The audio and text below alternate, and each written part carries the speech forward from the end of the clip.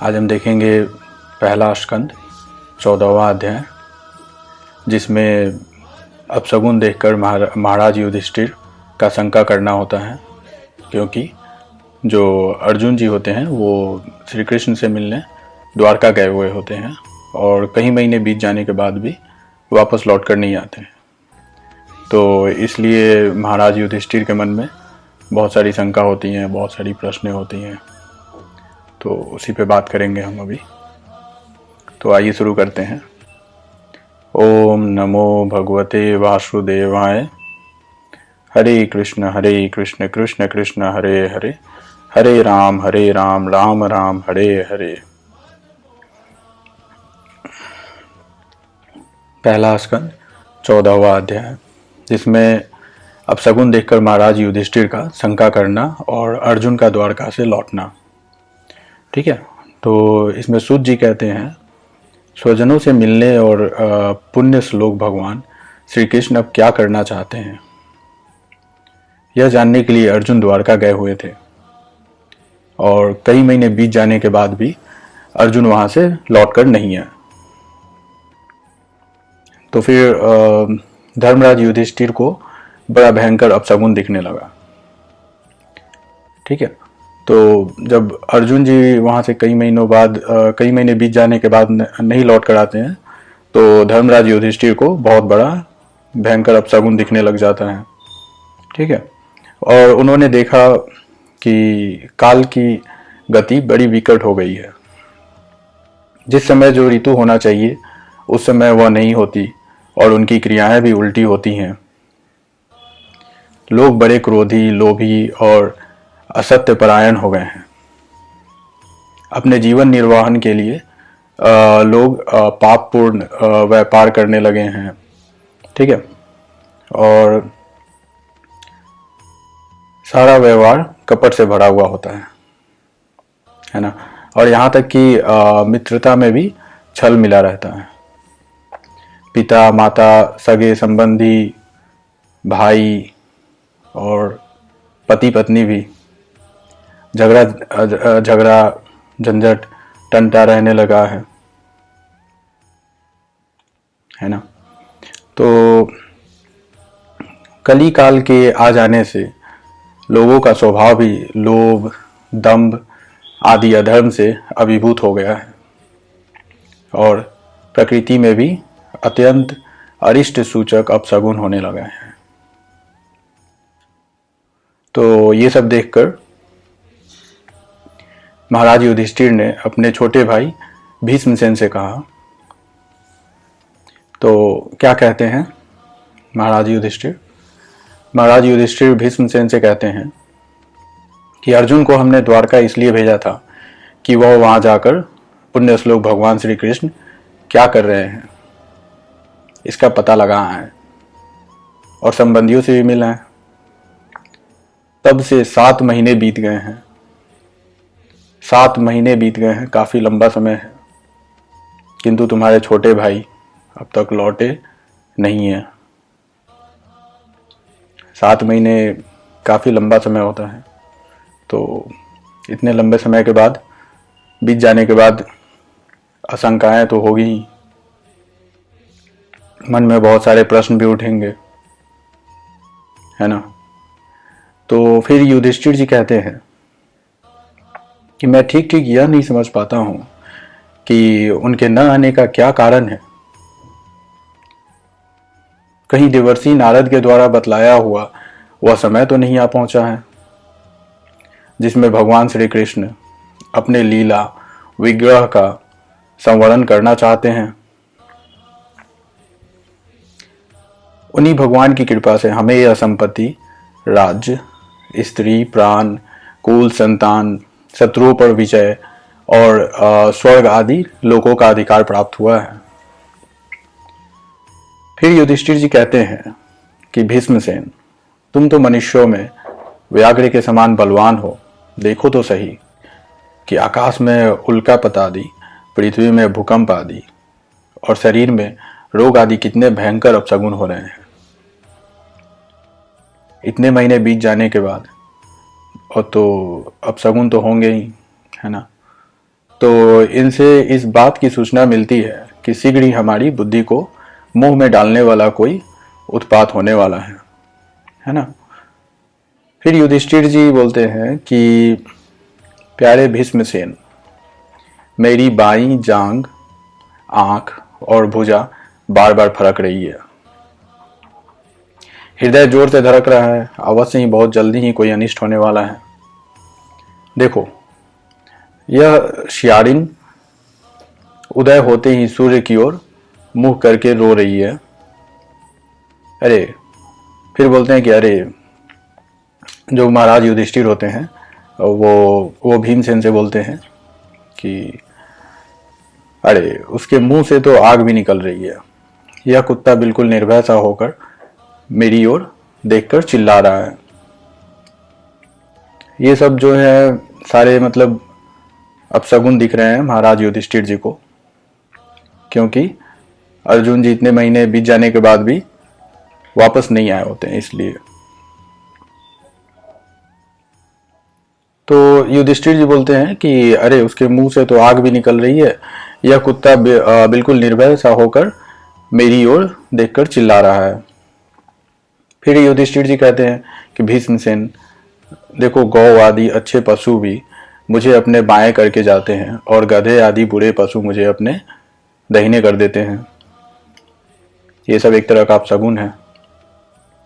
मेरे घोड़े आदि वाहन मुझे रोते हुए दिखाई देते हैं। यह मृत्यु का दूत पंखी उल्लू और उसका प्रतिपक्षी कौवा रात को अपने कर्ण कठोर शब्दों से मेरे मन को कांपते हुए विश्वास को सुना कर देना चाहते हैं। और दिशाएं धुंधली हो गई हैं। सूर्य और चंद्रमा के चारों ओर बार बार मंडल बैठते हैं। यह पृथ्वी पहाड़ के साथ कांप उठती है। बादल बड़े जोर जोर से गरजते हैं और जहां तहां बिजली भी गिरती रहती है। फिर महाराज युधिष्ठिर जी कहते हैं कि शरीर को छेद देने वाली एवं धूली वर्षा से अंधकार फैलाने वाली आंधी चलने लगी है। बादल बड़ा डरावना सा दृश्य उपस्थित करके सब ओर खून बरसाते हैं। देखो, सूर्य की प्रभा मंद पड़ गई है। आकाश में ग्रह परस्पर टकराया करते हैं और भूतों की घनी भीड़ में पृथ्वी और अंतरिक्ष में आग सी लगी हुई है। आप देख रहे हैं कितने सारे अपशगुन दिख रहे हैं महाराज युधिष्ठिर को, और ये सब इसलिए हो रहा है। क्यों ऐसा क्यों हो रहा है? क्योंकि अर्जुन जी वापस नहीं लौटे होते हैं द्वारका से कई महीने बीत जाने के बाद भी। तो इसलिए महाराज युधिष्ठिर के मन में ये सब अपशगुन होते हैं और उन्हें दिखाई देता है। तो युधिष्ठिर जी बोलते हैं कि सूर्य की प्रभा मंद पड़ गई है और आकाश में ग्रह परस्पर टकराया करते हैं और भूतों की घनी भीड़ में पृथ्वी और अंतरिक्ष में आग सी लगी हुई है। नदी, नद, तालाब और लोगों के मन क्षुब्ध हो रहे हैं। घी से आग नहीं जलती। यह भयंकर काल न जाने क्या करेगा। और बछड़े दूध नहीं पीते, गौवें दूध नहीं देती। गौशालाएं में गौवें आंसू बहा बहा कर रो रही हैं। बैल भी उदास हो रहे हैं और जो देवताओं की मूर्तियां हैं रो सी रही है, मानो जैसे कि रो रही हो सारी देवताओं की मूर्तियां। उनमें से पसीना चूने लगता है और वे हिलती डोलती भी हैं।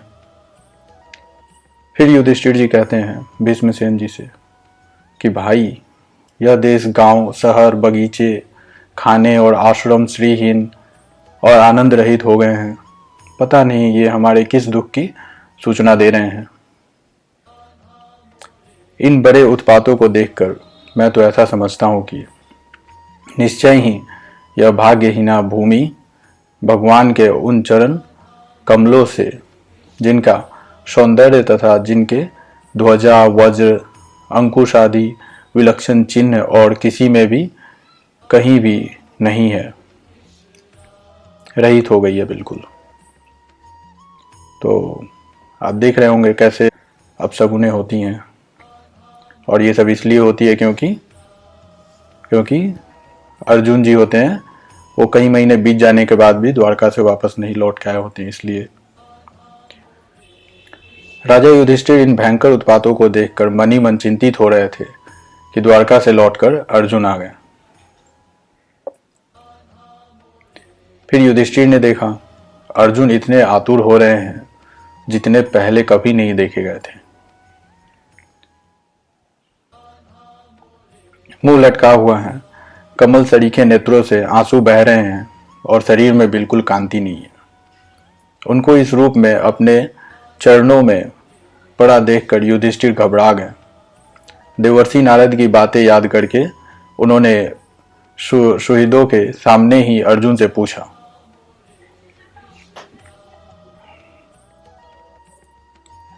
तो महाराज युधिष्ठिर अर्जुन से पूछते हैं कि भाई, द्वारकापुरी में हमारे स्वजन संबंधी मधु, भोज, दहाड़, आर, सातत्व, अंधक और वृष्णि वंशी यादव कुशल से तो हैं। हमारे माननीय नाना सूरसेन जी प्रसन्न हैं। अपने छोटे भाई सहित मामा वासुदेव जी तो कुशल पूर्वक है ना। और उनकी पत्नियां हमारी मामी देवकी आदि सातों बहिनें अपने पुत्रों और बहुओं के साथ आनंद से तो है ना। जिनका पुत्र कंस बड़ा ही दुष्ट था, वे राजा उग्रसेन अपने छोटे भाई देव के साथ जीवित तो है ना। अभी महाराज युधिष्ठिर इतने महीनों बाद अर्जुन से मिलते हैं, जो कि द्वारका से वापस लौट कर आए हुए होते हैं। तो बहुत सारे प्रश्न होंगे ही। अभी देखिए क्या क्या और पूछते हैं। हृदिक उनके पुत्र कृतवर्मा, अक्रूर, जयंत, गद, सारन तथा शत्रुजीत आदि यादव वीर सकुशल है ना। यादवों के प्रभु बलराम जी तो आनंद से है ना। फिर महाराज युधिष्ठिर पूछते हैं कि वृष्णि वंश के सर्वश्रेष्ठ महारथी प्रद्युम्न सुख से तो है ना। युद्ध में बड़ी फुर्ती दिखलाने वाले भगवान अनिरुद्ध आनंद से तो है ना। फिर महाराज युधिष्ठिर पूछते हैं कि युद्ध में बड़ी फुर्ती दिखाने वाले भगवान अनिरुद्ध आनंद से तो है ना। सुसेन, चारुदेश, जाम्बवती नंदन सांब और अपने पुत्र के सहित ऋषभ आदि भगवान श्री कृष्ण के अन्य सभी पुत्र भी प्रसन्न है ना। अभी बहुत सारे युधिष्ठिर जी के मन में बहुत सारे प्रश्न हैं। आइए देखते हैं, एक एक करके सारे देखेंगे। फिर महाराज युधिष्ठिर पूछते हैं, श्री कृष्ण भगवान के सेवक श्रुतदेव, उद्धव आदि और दूसरे सुनंद नंद आदि प्रधान यदुवंशी जो भगवान श्री कृष्ण और बलराम के बाहुबल से सुरक्षित है, सबके सब कुशल है ना। हमसे अत्यंत प्रेम करने वाले वे लोग कभी हमारा कुशल मंगल भी पूछते हैं क्या? बहुत अच्छा प्रश्न है। यहाँ पर महाराज युधिष्ठिर पूछते हैं अर्जुन से कि हमसे अत्यंत प्रेम करने वाले वे लोग कभी हमारा कुशल मंगल भी पूछते हैं क्या? भक्त वत्सल ब्राह्मण भक्त भगवान श्री कृष्ण अपने स्वजनों के साथ द्वारका की सुधर्मा सुबह में सुखपूर्वक विराजते हैं ना। वे आदि पुरुष बलराम जी के साथ संसार के परम मंगल, परम कल्याण और उन्नति के लिए यदुवंश रूप क्षीर सागर में विराजमान है। उन्हीं के बाहुबल से सुरक्षित द्वारकापुरी में यदुवंशी लोग सारे संसार के द्वारा सम्मानित होकर बड़े आनंद से विष्णु भगवान के पार्षदों के समान विहार कर रहे हैं। सत्यभामा आदि 16,000 रानियां प्रधान रूप से उनके चरण कमलों की सेवाओं में ही रत रहकर उनके द्वारा युद्ध में इंद्र आदि देवताओं को भी हराकर इंद्राणी के भोग योग्य तथा उन्हीं की अभिष्ट परिजाति वस्तुओं का उपभोग करती हैं। फिर महाराज युधिष्ठिर बोलते हैं कि यदुवंशी वीर श्री कृष्ण के बाहुदंड के प्रभाव से सुरक्षित रहकर निर्भय रहते हैं और बलपूर्वक लाई हुई बड़े बड़े देवताओं के बैठने योग्य सुधर्मा सभा को अपने चरणों से आक्रांत करते हैं। अभी प्रश्न खत्म नहीं हुए हैं युधिष्ठिर जी के। अभी युधिष्ठिर जी के मन में बहुत से प्रश्न उठ रहे हैं और उठेंगे ही, क्योंकि इतने महीने बाद अर्जुन से मिल रहे हैं जो कि द्वारका से लौटे हुए हैं। फिर पूछते हैं महाराज युधिष्ठिर कि भाई अर्जुन, यह भी बताओ कि तुम स्वयं तो कुशल हो ना। महाराज युधिष्ठिर को सबसे पहले यही प्रश्न पूछना चाहिए था भाई अर्जुन के बारे में, लेकिन पहले उन्होंने द्वारका के बारे में पूछा। अब पूछते हैं कि भाई अर्जुन, यह भी बताओ कि तुम स्वयं तो कुशल से हो ना। मुझे तुम श्रीहीन से देख रहे हो, वहां बहुत दिनों तक रहे, कहीं तुम्हारे सम्मान में तो किसी प्रकार की कमी नहीं हुई, किसी ने तुम्हारा अपमान तो नहीं कर दिया, कहीं किसी ने दुर्भावपूर्वक अमंगल शब्द आदि के द्वारा तुम्हारा चित्त तो नहीं दुखाया, अथवा किसी आशा से तुम्हारे पास आए हुए याचकों को उनकी मांगी हुई वस्तु अथवा अपनी ओर से कुछ देने की प्रतिज्ञा करके भी तुम नहीं दे सके, ऐसा कुछ हुआ क्या? महाराज युधिष्ठिर जी पूछते हैं अर्जुन से। तुम सदा शरणागतों की रक्षा करते आए हो, कहीं किसी भी ब्राह्मण, बालक, गौ, बूढ़े, रोगी, अबला अथवा अन्य किसी प्राणी का जो तुम्हारी शरण में आए हो तुमने त्याग तो नहीं कर दिया? ऐसे युधिष्ठिर जी प्रश्नों की मानो झड़ी सी लगा देते हैं। बहुत सारे प्रश्न होते हैं युधिष्ठिर जी के मन में, और हो भी क्यों ना, इतने महीनों बाद जो अर्जुन से मिल रहे हैं जो कि द्वारका से लौटे हुए हैं। फिर महाराज युधिष्ठिर जी पूछते हैं अर्जुन से, कहीं तुमने आगम्य स्त्री से समागम तो नहीं किया, अथवा गमन करने योग्य स्त्री के साथ असत्कार पूर्वक समागम तो नहीं किया, कहीं मार्ग में अपने से छोटे अथवा बराबरी वालों से हार तो नहीं गए? अभी भी महाराज युधिष्ठिर अर्जुन के दुखी होने का कारण नहीं जान पाते हैं और प्रश्नों की झड़ी लगाए रहते हैं। फिर पूछते हैं कि अथवा भोजन करने योग्य बालक और बूढ़ों को छोड़कर तुमने अकेले ही तो भोजन नहीं कर लिया? मेरा विश्वास है कि तुमने ऐसा कोई निंदित काम तो नहीं किया होगा जो तुम्हारे योग्य ना हो। अभी अर्जुन जी युधिष्ठिर जी के प्रश्नों को सुन रहे होते हैं। फिर युधिष्ठिर जी ने बोला, हो ना हो, अपने परम प्रियतम अभिनंदय परम सुहृद भगवान श्री कृष्ण से तुम रहित हो गए हो।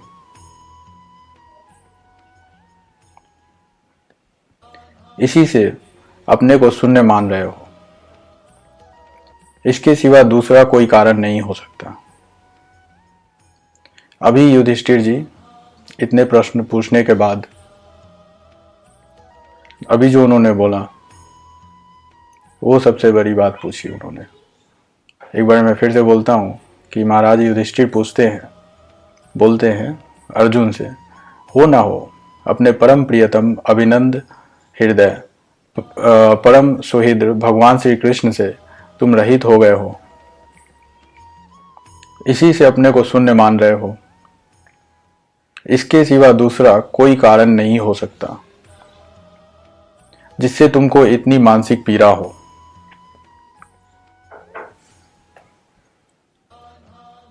तो आपने देखा होगा कि कैसे महाराज युधिष्ठिर कितने सारे प्रश्न पूछते हैं अर्जुन जी से और कितने सारे अपशगुन होते हैं।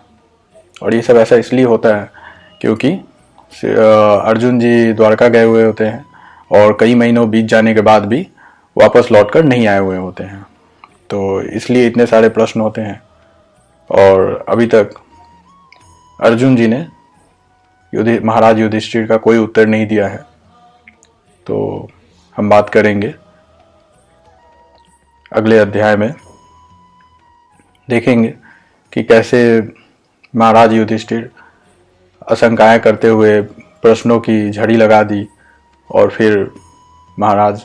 फिर अर्जुन जी कैसे उत्तर देते हैं उनका। तो अगले अध्याय में देखेंगे फिर। जय श्री कृष्ण। ओम नमो भगवते वासुदेवाय। हरे कृष्ण कृष्ण कृष्ण हरे हरे, हरे राम राम राम हरे हरे। आशा करता हूँ कि आप लोगों को अच्छा लगा हो। अगर अच्छी लगी हो तो ज़रूर बताएं, सबको शेयर करें। और फिर अगले अध्याय में देखेंगे कि अर्जुन जी कैसे महाराज युधिष्ठिर के प्रश्नों का उत्तर देते हैं। जय श्री कृष्ण।